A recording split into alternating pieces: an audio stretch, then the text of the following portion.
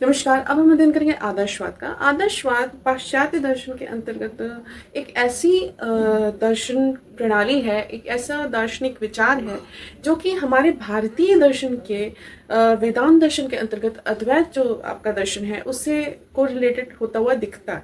कुछ चीज़ें इसकी सिमिलरिटी है, कुछ चीज़ें वो एकदम डिफर है, कुछ चीज़ इसमें भी बहुत सारी डिफरेंस आपको देखने को मिलेगी। कुल मिला के आप को बस इतना सा समझने की आवश्यकता है कि आदर्शवाद अर्थात जिसमें आदर्शों, मूल्यों, विचारों को ज्यादा महत्व दिया जाता है। एक तरह से आप कह सकते हैं कि वो प्राथमिक है। आपका जो विचार है, जो आपकी भावनाएं हैं, जो आपकी मानसिक क्रियाएं हैं, बौद्धिक क्रियाएं हैं, उसको यहाँ पर मुख्यतः, और जो भौतिक जगत है जो भी, उसको यहाँ पर गौण रखा गया है। और मुख्य रूप से ये माना गया है कि जो आत्मा है वो आपकी अजर अमर है, और जो ये शरीर है नश्वर है, जो भौतिक संसार है ये नश्वर है। हमें अपने अंदर अपने स्व, अपनी आत्म तत्व, अपनी जो डिग्निटी है उसको पहचानना है। यही आपके जो आदर्शवाद है उसका सिद्धांत माना जा सकता है। आदर्शवाद से संबंधित जो प्रश्न पूछे जाते हैं उसकी भी हम यहाँ पर चर्चा करेंगे। जो मुख्य मुख्य बिंदु है, जो उसके प्रत्यय हैं, जो उसके उद्देश्य हैं, जो उसका अनुशासन है, शिक्षा पर उसका जो प्रभाव है, उसकी भी हम यहाँ पर चर्चा करने का प्रयास करेंगे। तो अब चर्चा करते हैं आदर्शवाद की। तो जैसा कि आपको पता है कि सुकरात से स्टार्ट लोग करते हैं, लेकिन सुकरात ने एग्जैक्टली आदर्शवाद को नहीं लिया।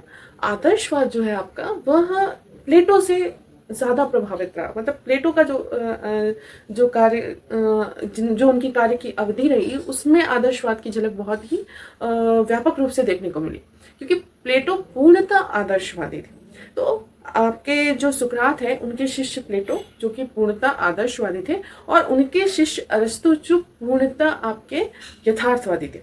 तो यहाँ पे तीन पीढ़ी है, और तीनों पीढ़ी का जो विचार है वो एक दूसरे से भिन्न भी है, और कुछ चीजों में आपको समानताएं भी यहाँ पर देखने को मिलेंगी।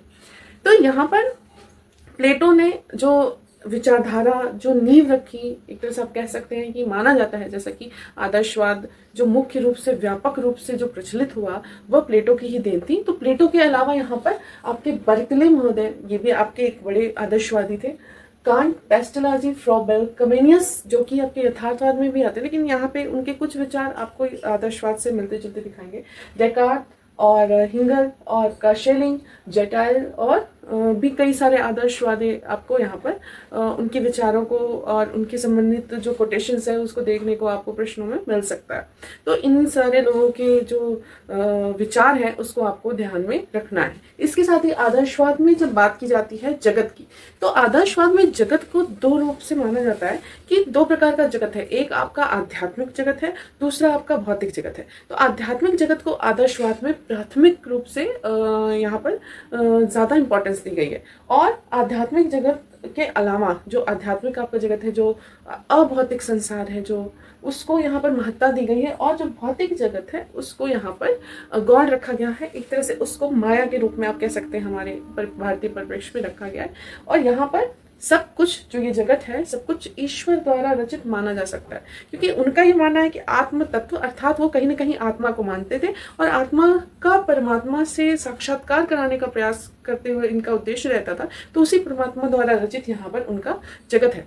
अब यहाँ पर ध्यान दें कि जितनी भी चीजें हैं उनके अनुसार ये कोटेशन पूछा जाता है कि सब चेतना की अभिव्यक्ति है। चेतना अर्थात जो बौद्धिक आपकी संक्रियाएं हैं, जितनी भी संसार हम सब देखते हैं, जो भी हमारे विचार हैं, वो सब हमारी चेतना की अभिव्यक्ति है। इसके अलावा सृष्टि का सार जड़ नहीं अपितु मूल चेतना है। ये भी आदर्शवाद का महत्वपूर्ण सिद्धांत है। इसके अलावा जगत भी और जगत से परे भी कई चीजें हैं, उसको भी आदर्शवाद ने यहाँ इंक्लूड किया कि जो जगत है और उससे परे भी जो चीजें हैं, ये सारी चीजें भी आपकी महत्व रखती हैं। और आदर्शवाद ने सबसे ज्यादा महत्व हमारे जो आध्यात्मिक और मानसिक संक्रियाएं हैं, जो विचार है, उसको रखा वस्तु की कंपैरिजन में। मतलब जैसा कि आपने देखा कि यथार्थवाद में वस्तु को सबसे ज्यादा महत्व दिया गया, तो यहाँ पर वस्तु के अपेक्षा विचार को ज्यादा महत्व दिया गया।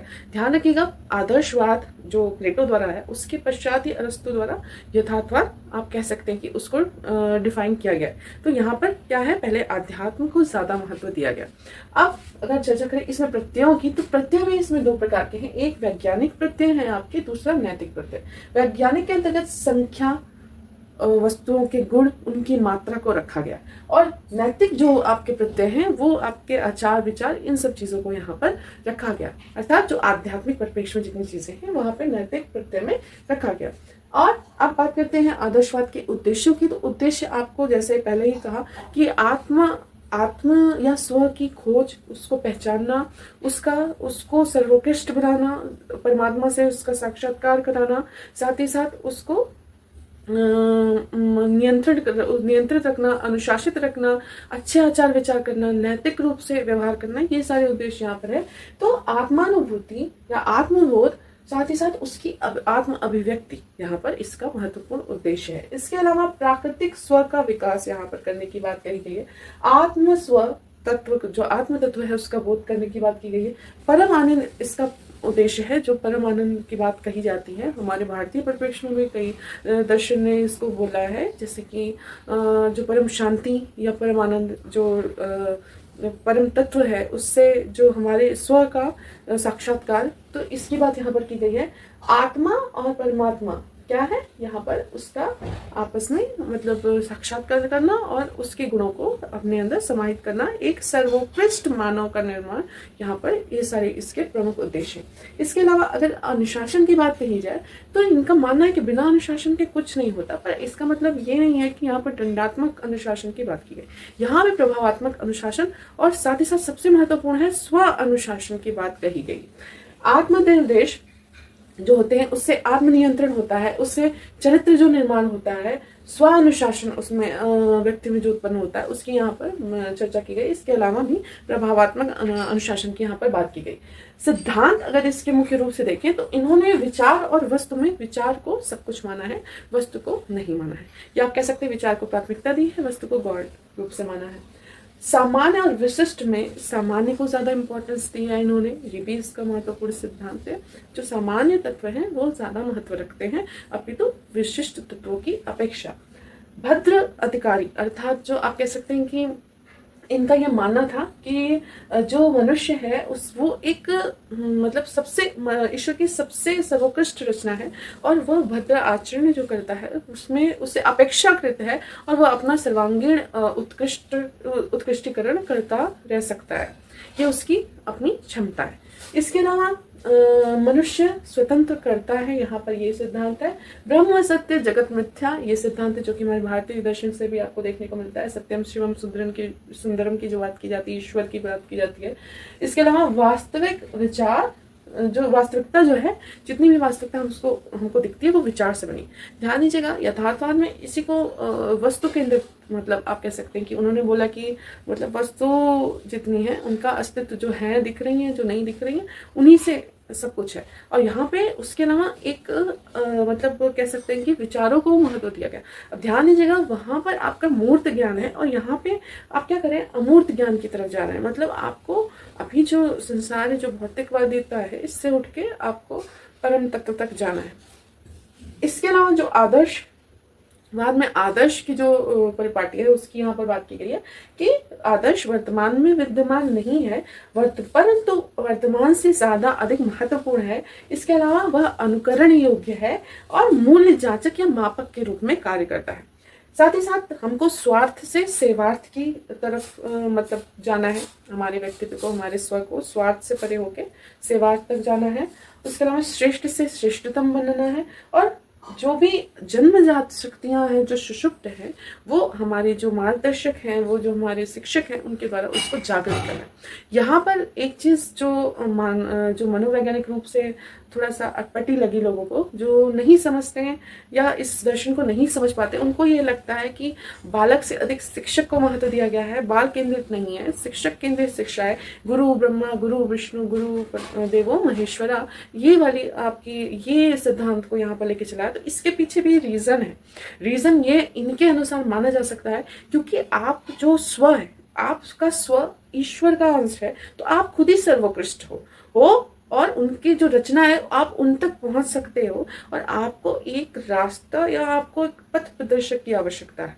यद्यपि वो आपकी चीजें जो है, आपके गुण है, वो सुषुप्तावस्था में आजीवन रह सकती हैं, इसलिए उसको जागृत करने के लिए जो जो कार्य दिया गया है वो ईश्वर की इच्छा से, ईश्वर के ही जो गण हैं उनके द्वारा दिया गया है, और वो गण शिक्षक के रूप में आपको मिलते हैं। यहाँ शिक्षक सिर्फ एक व्यक्ति नहीं होगा, यहाँ शिक्षक आपकी परिस्थितियां हैं, आपका वातावरण हो सकता है, आपके पेरेंट्स हो सकते हैं, जो ऐसा एटमॉस्फेयर आपको क्रिएट करेंगे कि आप खुद को जान सको, आप अपने आत्म तत्व को यहाँ पर जान सको। तो इसीलिए शिक्षक को इस दर्शन में ज्यादा महत्व दिया गया है, क्योंकि आप अगर जैसे कि आपको खुद के बारे में पता ही नहीं, जो आपका मोटिवेटर है आपको बोल रहा है कि नहीं आप मतलब ऐसे नहीं हो, साधारण नहीं हो, आप असाधारण हो, आप सर्वोत्कृष्ट हो, आपको अपने अंदर के तत्व को समझना है जो कि परमात्मा का अंश और परमात्मा सर्वोपरि है। तो आप बताइए कि जब आपको जो वो पथ दे रहा है वो इम्पोर्टेंट है कि नहीं।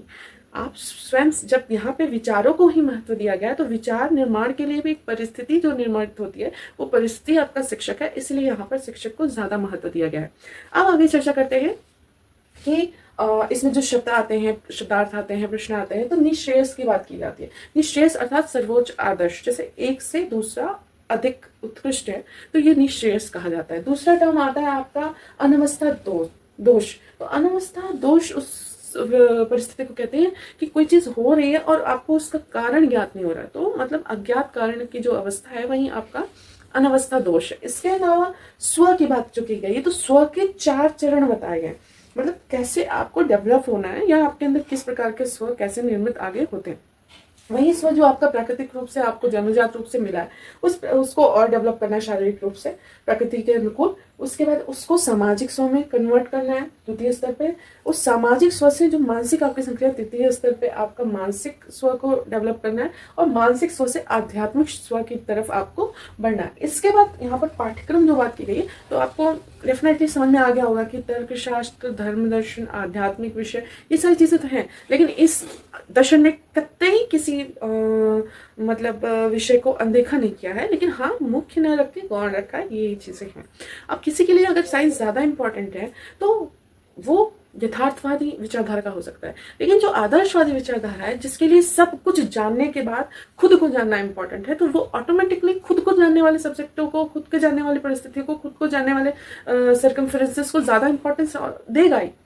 आपको विचार को समझने की जरूरत है कि जो मूल तत्व है वो अगर हम समझ लें कि किसी विचार का जन्म कहाँ से हुआ, किसी दर्शन का जन्म कहाँ से हुआ, अगर उस चीज को हम समझ लें तो ऑटोमेटिकली आपको पता चल जाएगा कि उसने अगर पाठ्यक्रम ऐसा कहा तो क्यों कहा, अनुशासन ऐसा कहा तो क्यों कहा, उसने शिक्षक को ऐसा कहा क्यों कहा। किसी को निगेटिव नहीं देखना है, कुछ चीजें सब में कमियां होती हैं, लेकिन उनकी विचारधारा से उस चीज को हमको समझना है कि आखिर उनसे ये चीज हुई कैसे। तो यहाँ पर अगर बात करें तो बौद्धिक मानसिक संक्रिया संबंधी विषय को महत्व ज्यादा दिया है। साथ ही साथ भाषा, साहित्य, कला, सामाजिक विषय जैसे इतिहास, भूगोल, गणित, शारीरिक शिक्षा, व्यवसाय शिक्षा, धर्म, नीति, दर्शन, इसके अलावा जो ज्यादा महत्व दिया कला, आध्यात्म को। और हान जो महोदय थे उन्होंने कुछ विज्ञान और कुछ व्यवसायिक विषय भी होने चाहिए ये भी कहा है, जो कि आदर्शवाद के अंतर्गत ही आता है। तो मतलब एकदम से नहीं, हाँ उनको गौण रखा तो अभी हमारे लिए इम्पोर्टेंट वही है। अगर हमको लगता है साइंटिफिक होना है तो हमको लगता है कि नहीं ये तो एकदम पिछड़ा दर्शन है, नहीं बिल्कुल नहीं है, बहुत ही साइंटिफिक दर्शन है। आपको समझने की जरूरत है, उस चीज पे सोच रहा है जो चीज हमको दिखती नहीं।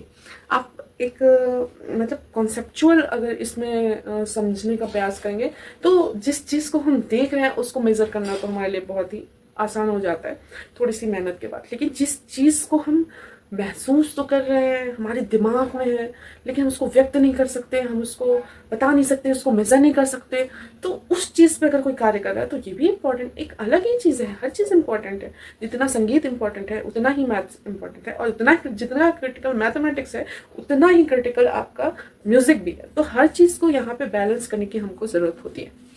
इसके अलावा शिक्षक को आत्म प्रेरित, जो शिक्षक वह है जो हमको आत्म प्रेरित करे। जो शिक्षण विधियों की बात की गई है तो स्वाध्याय विधि, प्रश्नोत्तर विधि जो शुक्रात की थी उसको भी प्लेटो ने लिया क्योंकि इनके गुरु थे। संवाद विधि जो थी प्लेटो ने उसके अनुकूल बनाई थी। तर्क विधि हेगल ने बनाई, जो अभ्यास व आसान जो विधि थी वो भी एस्ट्रोलॉजी ने बनाई थी। डेकार्ट ने सरल से जटिल वाले सूत्र पर जो विधियां बनाई थी वो भी इसमें इम्पोर्टेंट। शिष्यों को कथाओं के द्वारा यहाँ पर, किशोरों को नाटक या वार्तालाप के द्वारा यहाँ पर अध्यापन कराना चाहिए। शिक्षक केंद्रित है जैसा कि मैंने आपको बताया है।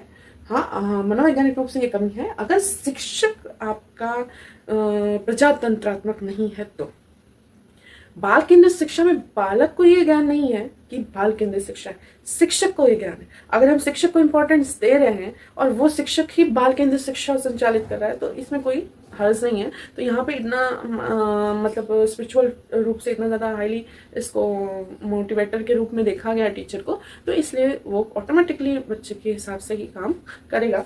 यहाँ पर न्याय जो है सद्भाव और कर्तव्य पालन है, प्लेटो ने कहा है। और इसके बाद अरिस्टो ने कहा कि आदर्शवाद जहाँ शुरू होता है वास्तविकता का वहीं अंत हो जाता है। मतलब वो फिर अब एकदम इससे अपोजिट, मतलब जैसे कि इनके जो शिष्य थे वो एकदम अपोजिट विचारधारा लेके आ जाते हैं यथार्थवाद, क्योंकि ये सारे दर्शन एक दूसरे से कोरिलेटेड हैं, बट कुछ कॉन्फ्लिक्चुअल जो प्रकृतिवाद में रूसो ने जो विचारधारा दी वो कॉन्फ्लिक्चुअल थी, और साथ ही साथ प्लेटो और अरिस्टो का कॉन्फ्लिक्ट था, ये भी एकदम अपोजिट आपको देखने को मिलेगा। तो इस चीज़ को ध्यान में रखते हुए हमको समझने का प्रयास यहाँ पर करना है। साथ ही साथ जितने भी विचारधारा हैं तो हमको अगर ये पता है कि ये इस विचार के रूप में मतलब इस दर्शन से कोरिलेट हो रहे हैं कोई दार्शनिक, तो उनका जब कोई कमेंट आएगा कहीं या मतलब कहीं उनके कोटेशन आएंगे तो आप डिस्क्रिमिनेट कर लोगे कि हाँ ये ऐसा बोल सकते हैं क्योंकि ये इस विचारधारा से उत्प्रेरित है। तो ये हमारा आदर्शवाद जो बहुत ही महत्वपूर्ण सिद्धांत है हमारे दार्शनिक परिप्रेक्ष्य में भी, हमारे वेदांत अद्वैत वेदांत में और भी दर्शन है जो इससे समरूपता आपको दिखने को मिल जाएगी। तो इसको हमें बहुत ही ज़्यादा अध्ययन करने की आवश्यकता है। धन्यवाद।